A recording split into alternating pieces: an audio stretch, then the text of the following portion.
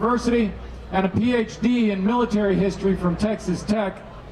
I don't know how he comes down on football games. That would be a problem. But AWR Hawkins, you all know him from Breitbart. Here he is.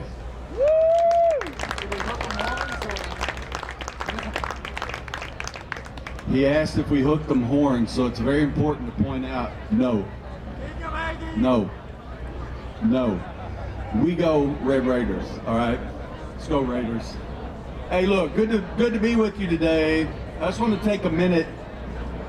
In the years I've been writing for Breitbart, a million times I've watched the left take the Second Amendment, cut it in half, and try to pit one part against the other. You know what I'm saying? They'll take a well-regulated militia being necessary to the security of a free state. They take that and they set that phrase aside, and then the right of the people to keep and bear arms shall not be infringed. And what they do is they set these two phrases against each other as if it's an either or.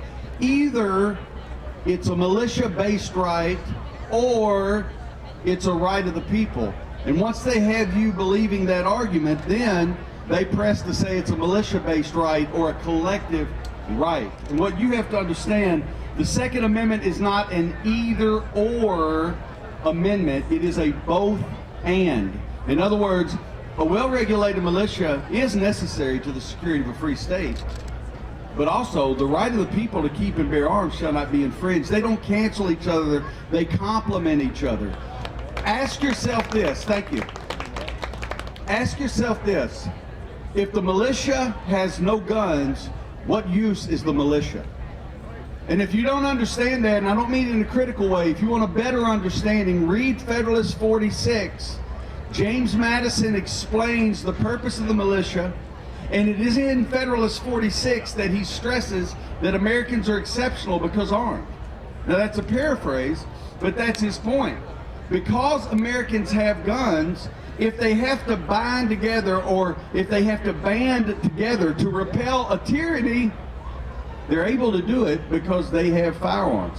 If we had to come together and we had a bunch of books, old shoes, and rocks, I don't think we'd do very well. And our founders didn't either. Therefore, that well-regulated militia, which is necessary to the security of a free state, that militia has teeth because the right of the people to keep and bear arms shall not be infringed. See how that works? It is a both-and situation, all right? Not an either-or. So when leftists talk to you, and leftists by and large I've found are fairly ignorant, they think they're highly intelligent, and someone has taught them to separate those two phrases. Anyone who argues with you probably knows the first phrase, but they don't even know that second portion of the Second Amendment. They're either not bright enough to know it or they haven't taken the time to learn it. So you need to know the whole thing, and when people come at you with those arguments that this right is collective, no, it's not. This is a right of the people. It is the right of the people to keep and bear arms, and that means it's part of my humanity. That means it's part of your humanity. I didn't receive this right from the Senate or from the House of Representatives or from the President or from a court. I received this right through nature at birth. From God through nature at birth. Remember what Thomas Jefferson said. Thomas Jefferson said what? That we are endowed by our Creator, not our President, not our Congress, not our judiciary, by our Creator.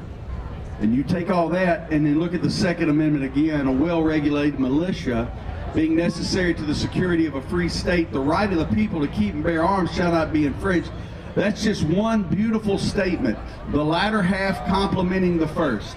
The first half setting up a place for the latter half to come in and explain the whole thing. It's one beautiful phrase. Do not let them divide it, all right? Thank you, folks. I appreciate it.